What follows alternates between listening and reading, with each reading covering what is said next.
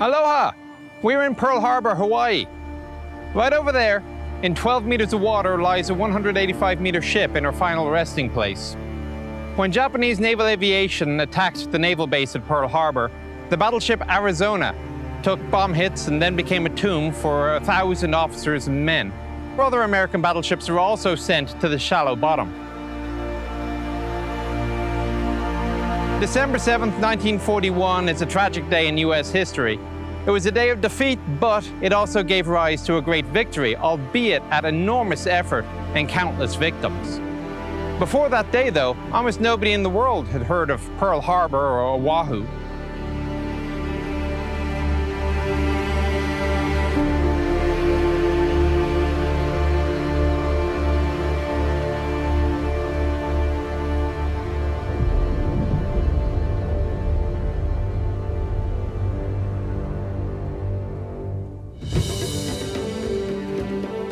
The Hawaiian Islands are comprised of more than 20 islands and atolls. They are located in the northern part of the Pacific Ocean, almost in the middle between North America and Asia. The islands represent a very important strategic location for the USA, which is why they were annexed by the states at the turn of the 20th century. Territory of Hawaii, as was the case in World War II, to be able to use that as a jump-off point for their Navy or Air Forces, and given the limitations of fuel capacity in the Second World War, a lot of airplanes didn't have the ability to fly from North America to Asia as they do today. So Hawaii was a way for a lot of that hardware to come to the central area of the Pacific and to be used in warfare.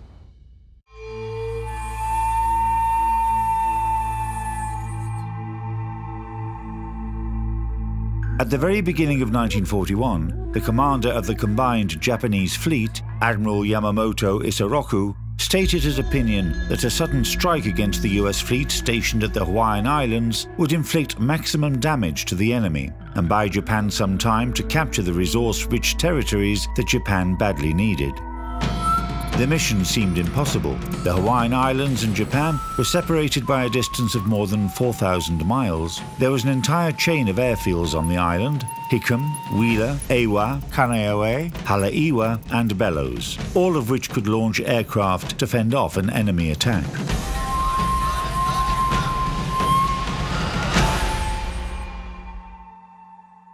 This is the best remaining example of a Nakajima B-5N2 torpedo bomber. The Americans called it a Kate. And 142 of these aircraft were used on the raid on Pearl Harbor. During training exercises, it was observed that the torpedoes, after being dropped in shallow water, would simply embed themselves into the sea floor. But by autumn of 1941, a new development of the Type 91 torpedo was released. And this used a new angular acceleration control system that was unique in the world. Externally, what you would see would be these two fins here, which would be used for roll control.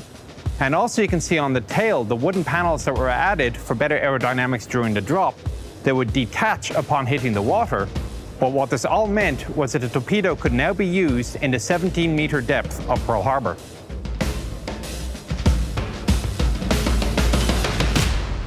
December 7th was not the original date, it was November 20th. And they had been training their pilots for months. The pilots for the torpedo planes and the fighter planes and the dive bombers had been in training specifically for at least 4 months for this operation. Operation Hawaii was a very big secret in Japan.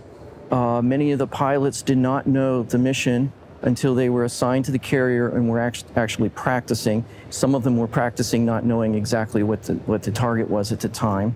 There was an entire ordnance secrecy also.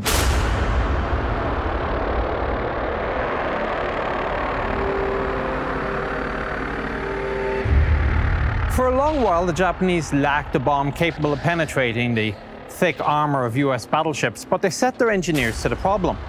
The solution they came up with was quite novel. You start with an obsolete 410mm battleship round, you repurpose it to become an aerial bomb, and suddenly the Japanese now have a new highly capable form of ordnance, as in particular USS Arizona would discover.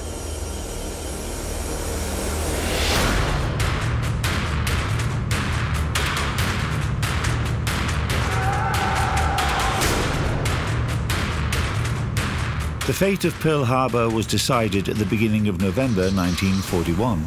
On November 4, the command structure of the Imperial Japanese Navy approved the mission plan, and the 5th Commander of the Combined Japanese Fleet issued Combat Order 1 for the attack on Pearl Harbor. 2 days later, Admiral Yamamoto approved the final date of the attack, Sunday, December 7. And in fact, it was determined by a very prominent Japanese spy who worked at the Japanese consulate on Oahu that Sunday morning would be the absolute best time to attack, and that's why they planned it, because he knew that the surprise element would be magnified so much. On November 22, all 30 ships of the task force had gathered in Hitokapu Bay on Iturup Island. 6 aircraft carriers, 2 battleships, 3 cruisers, 9 destroyers, 3 submarines, 7 oil tankers. The carriers had the following aircraft on their decks: 40 torpedo bombers armed with torpedoes, 135 dive bombers, 104 torpedo bombers armed with bombs, 129 fighters. 408 aircraft in total. There were many difficulties in planning this and what they actually experienced when they came across.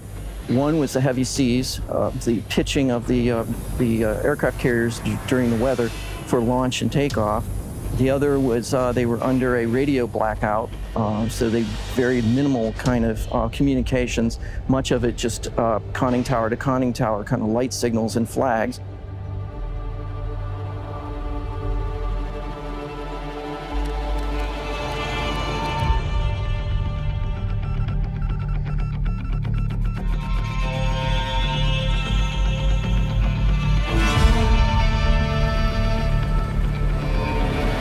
The last radio message received by the Japanese staff from their assets at Honolulu came from a spy, Takeo Yoshikawa.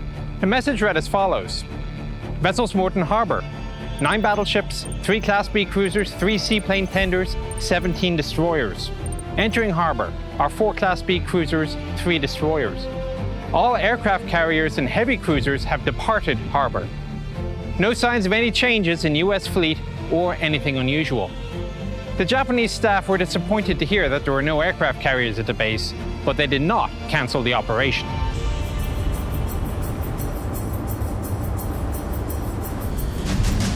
The ships were blacked out and set a course to Oahu Island at full speed. The famous signal flag Z was raised on the mast of the Japanese flagship, aircraft carrier Akagi. The flag is one of the most treasured relics of the Japanese Navy.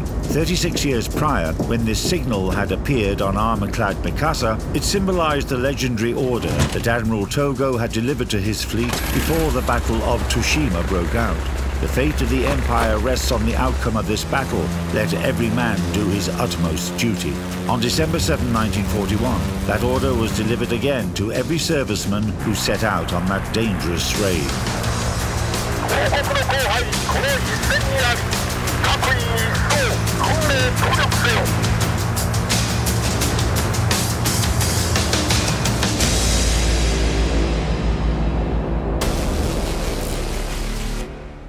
In addition to an airborne attack by Japanese deck aviation, the Hawaiian Islands were also subjected to an attack by submarines deployed near Oahu Island. They were ready to destroy any US ship that attempted to flee from the harbor during the aviation attack.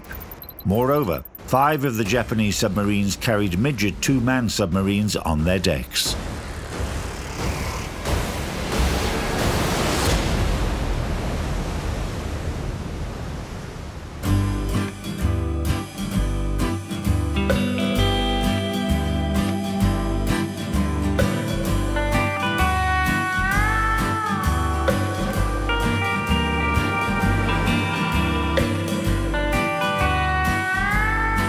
Hawaii, of course, remained in a state of blissful ignorance, and the parties continued on into the night. Even the radio station, if you happened to turn it on, was playing a series of light and amusing tunes.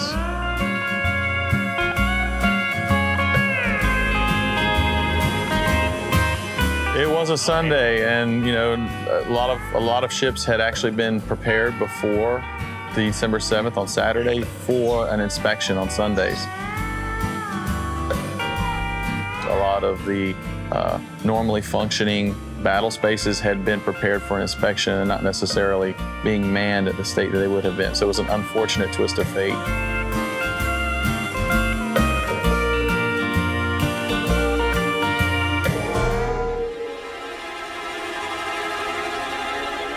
Privates Joseph Lockhart and George Elliott were on watch at the Army's radar post on Opana Mountain. At the end of their shift, suddenly a very large return appeared on their display. Only a very large airborne group could cause such a return. There was no time to waste. At 7:06, they reported their findings. A very large signal due north 137 miles out. To the watch officer, a young lieutenant at the information center. Excuse me, sir, this is Private Lockhart.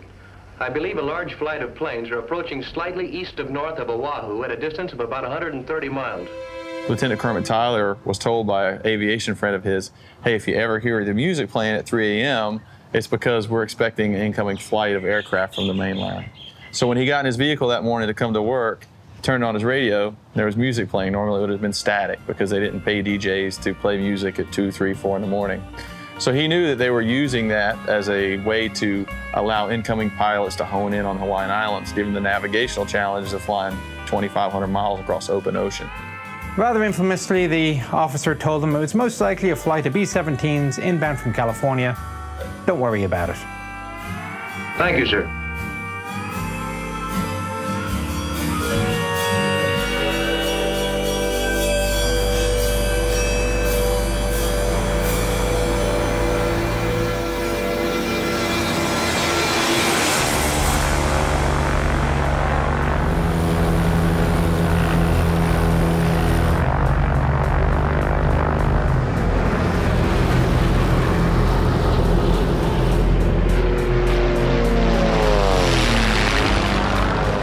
Their aviators thought this was their final mission. They didn't believe that it would be a complete and total surprise the way it was.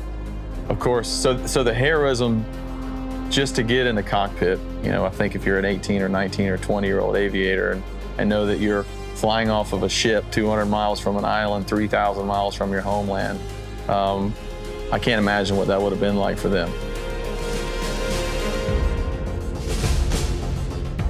The targets of the torpedo bombers and Kate bombers were 7 battleships that were moored in the Battleship Row near Ford Island. 51 dive bombers were ordered to bomb air bases Hickam and Wheeler and Ford Island. That airborne attack was to be supported by 43 Zero fighters. Apart from the aforementioned air bases, the fighters also had to attack airfields Ewa and Kaneohe.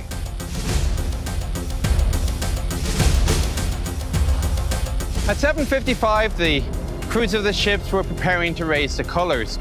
On Nevada, they will be accompanied by the ship's band, 23 personnel, including the conductor. At 7:58, the conductor noticed aircraft coming in over the harbor, and shortly thereafter, the line of ships was rocked by underwater explosions. Nevertheless, at 8 a.m. sharp, the band began to play the national anthem.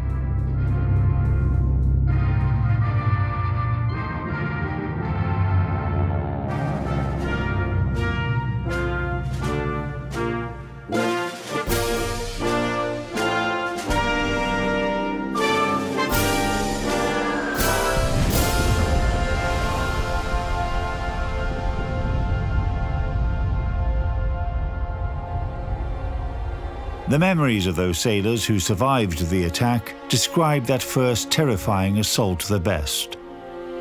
Aviation metalsmith second class Adolf Kuhn on Ford Island. A Japanese pilot swooped down low in front of me where I could see his bomb bay doors open.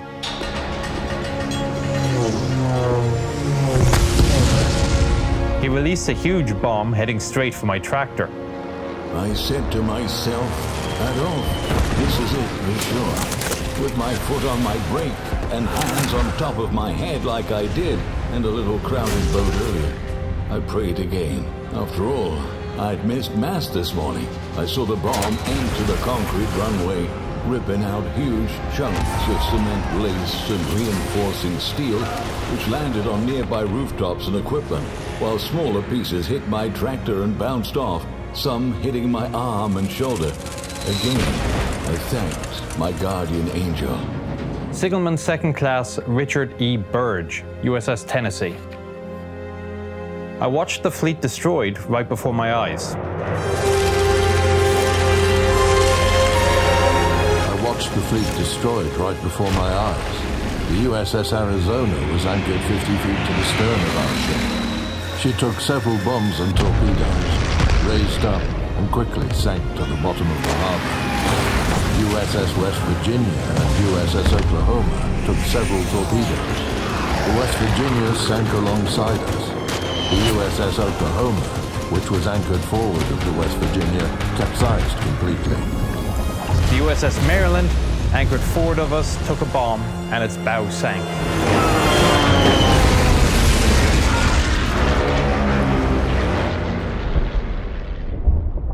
People often want to know what damage was received in the first few minutes of the air raid, and the answer to that is it was quite a lot. In fact, the surprise is one of the fundamentals of war, and the Japanese used that with overwhelming success. You have to remember this: the aircraft carrier had never been used before the way that enemy aviation was being used against the United States on December 7th, 1941. So they didn't really feel like it was a practical possibility for there to be an airborne attack against Oahu.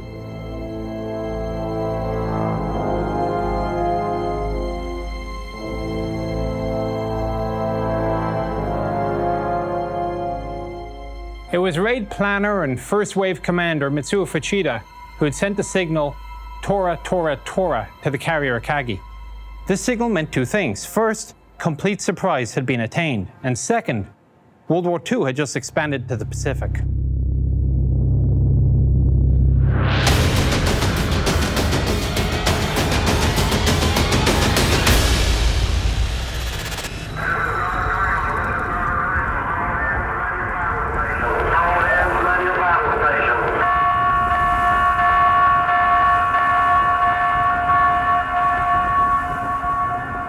December 1941, 0758, the following message was transmitted to all ships in the Hawaii area.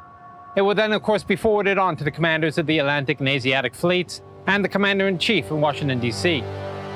Air raid on Pearl Harbor. This is not drill. I was 4 or 5 feet into the Joe mess when the first torpedo hit. It was an explosion I will never forget. The noise was a very well-muffled blast. You could tell it was deep in the bottom of the ship, as the ship was lifted rapidly straight off a considerable distance. I don't think it would be far off in estimating it as 24 to 30 inches. My legs almost buckled, and I reached out my arms to avoid being thrown to the deck. I did not fall, but I caught myself and then knew for sure that this was no drill. The day of infamy had arrived. Ensign Adolph D. Mortensen, USS Oklahoma.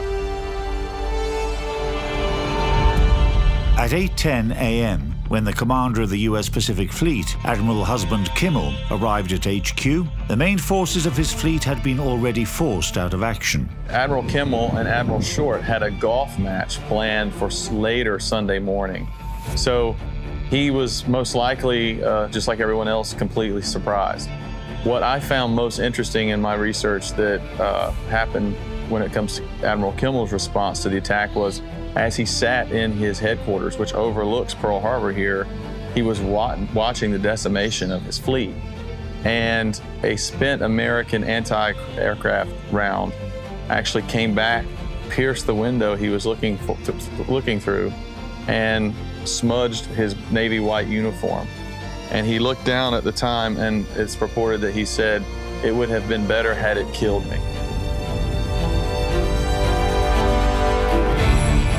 By that time, 3 battleships, Arizona, Oklahoma, and West Virginia, had already been sunk. California was still afloat, but she was doomed. Maryland and Tennessee had been damaged by aerial bombs and were blocked by a ship that had been moored nearby and then ran aground. Nevada was hit by a torpedo, but she still attempted to start moving. Ships located on the other side of Ford Island were damaged as well.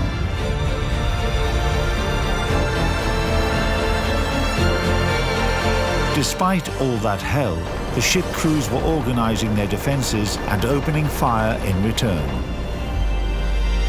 Man your battle stations was echoed amongst the fleet. So those that were available rushed to their battle stations.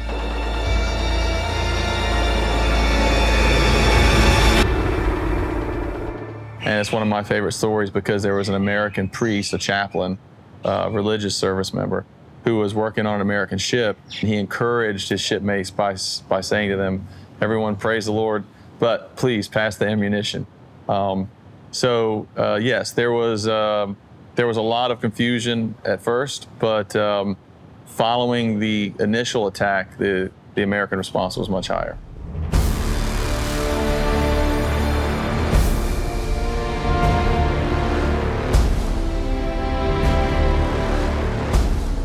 This is the USS Oklahoma Memorial. Each one of these columns represents a sailor who was killed on just that one ship on the morning of December 7th, 41. Once the initial shock and surprise of the attack had been gotten over, the sailors manned their systems and started to fight back.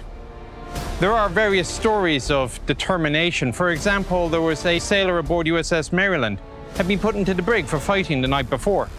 Well, they released him when the alarm was sounded, and he started carrying shells up ladders until finally he collapsed to the deck unconscious.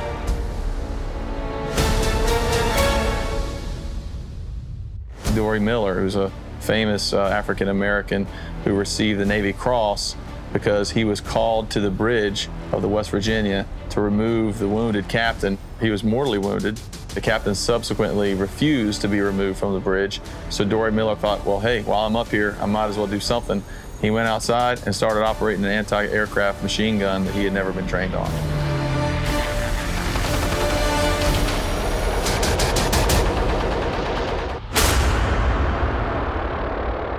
The second attack started at 7:15 a.m. 54 bombers, 78 dive bombers, and 35 fighters took off. 36 more fighters remained on the carriers to provide cover on Admiral Nagumo's orders.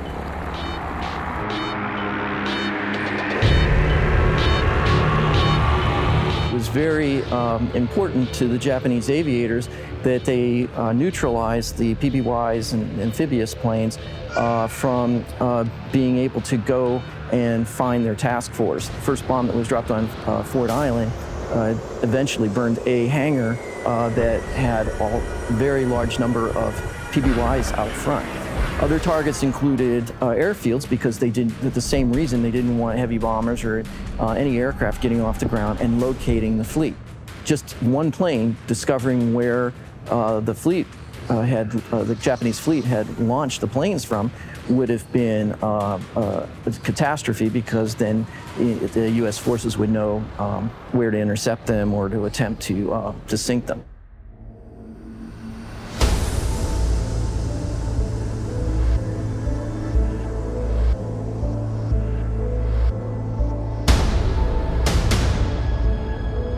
That morning at Hickam Field, you'd find 12 B-17 bombers, 12 A-20 bombers, 30 older B-18 bombers. The Japanese would destroy most of the American aircraft on the ground, either in the hangars or out on the airfield itself, side by side, wingtip to wingtip, as if on parade. Any American pilot that tried to get into the air was shot down. Lieutenants Kenneth Taylor and George Welch would prove to be an exception.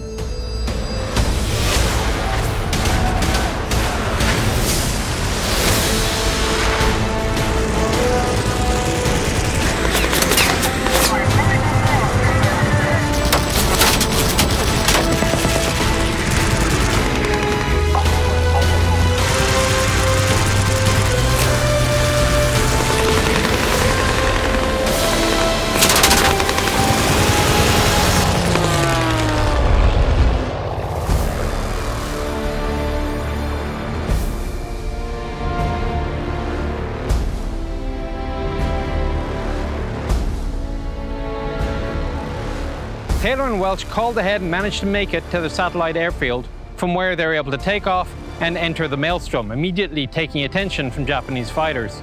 Somehow, over the course of the next 2 hours, using multiple airfields, these two pilots were able to land, rearm, refuel, and get back up into the fight. By the end of the day, they were credited with at least 6 confirmed kills.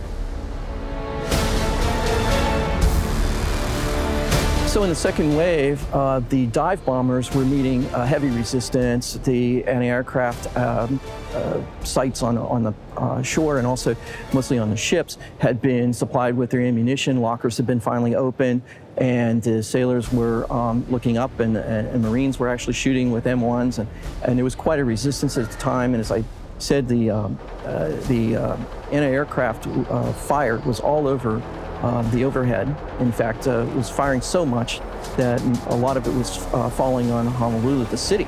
And so it was a very difficult thing to fly into, and it was where they sustained most of their losses.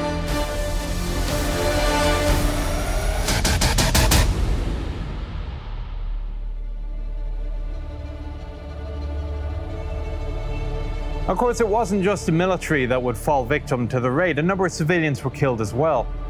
Civilian involvement was inevitable, as those who were nearby would render aid to crewmen coming off sunken vessels or to those who were wounded by fire. And even in this, there were a number of noteworthy stories. Pennsylvania was in dry dock number 1. When the Japanese dive bombers launched an offensive on the battleship, a civilian crane operator came to rescue. He moved the crane along the rails of the dock wall and blocked the path for low-flying enemy aircraft with the crane arm, thus forcing them to break off from their attack course. A bomb exploded near the crane and destroyed it. But the sacrifice of the worker had made a real difference. The battleship had taken just minor damage and was still able to fire.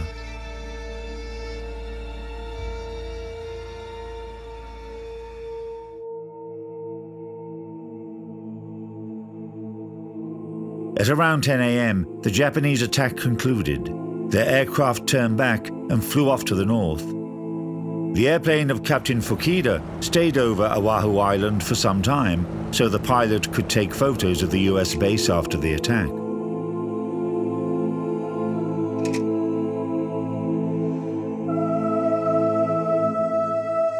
A devastating strike was inflicted on the US Pacific Fleet on December 7, 1941.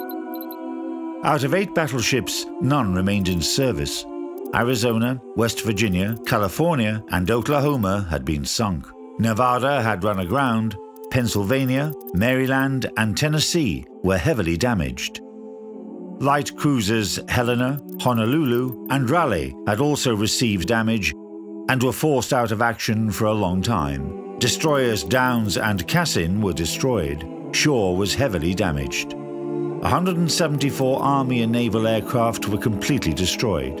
121 more aircraft received severe damage. Some of them would later be decommissioned. 3,581 people were killed or wounded as a result of the attack. The Japanese squadron lost 29 out of the 350 aircraft of the task force. 55 pilots were considered dead.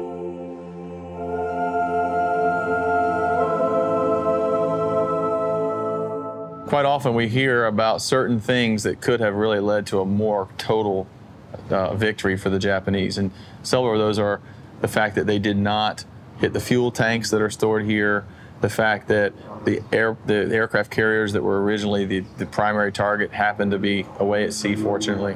As we know now, a short 7 months later, they inflicted overwhelming damage on the Japanese fleet at Midway, sinking 4 of the 6 aircraft carriers that originally attacked Pearl Harbor. And the third of those being that they did not bomb the actual shipyard where they could service and repair damaged ships.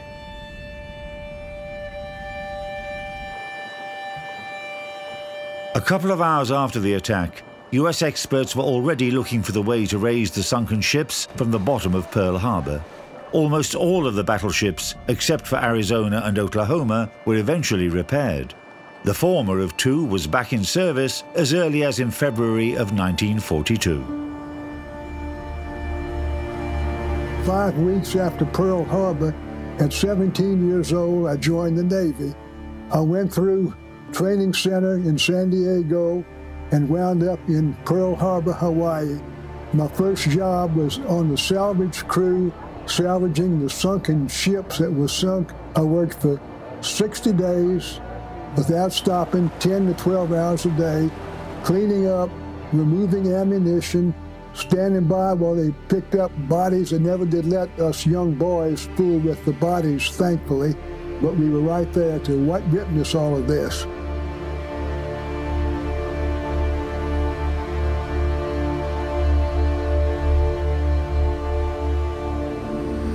The strike on Pearl Harbor agitated the nation. That the Japanese were able to attack the Pacific Fleet over thousands of miles of open water drove home to Americans that they could no longer feel safe, protected behind their ocean barriers. That day, young men would present themselves to recruiting stations for service in the armed forces. Civilians started patrolling the western coast, armed with personal rifles. The next day, December the 8th, President Roosevelt addressed Congress seeking a declaration of war. His words were met with a thunderous applause. The American people in their righteous might will win through to absolute victory.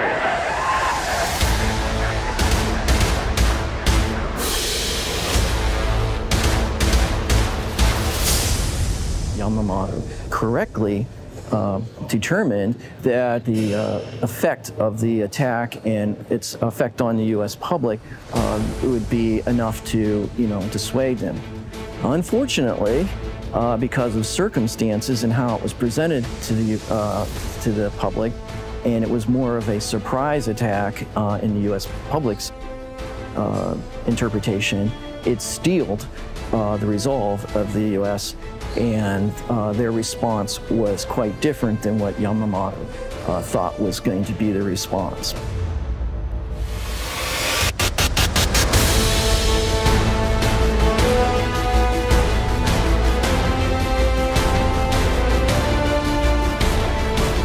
Throughout the rest of the war, whenever soldiers or sailors or Marines or airmen would need some type of motivation, the common phrase was, "Remember Pearl Harbor."